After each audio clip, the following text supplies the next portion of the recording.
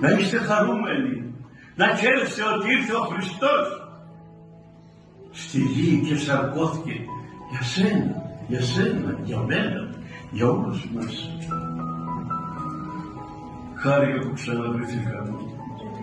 Η χαρά μου είναι πνευματική, αλλά βέβαια και σαν άνθρωπος και αιρετική καρδία.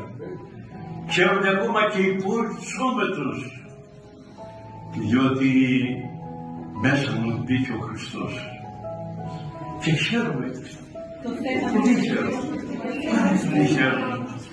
Τη χαρά που με έδωσαν οι άγγελοι, ο Χριστός και οι άγγελοι και η Αγία Βαρβάρα.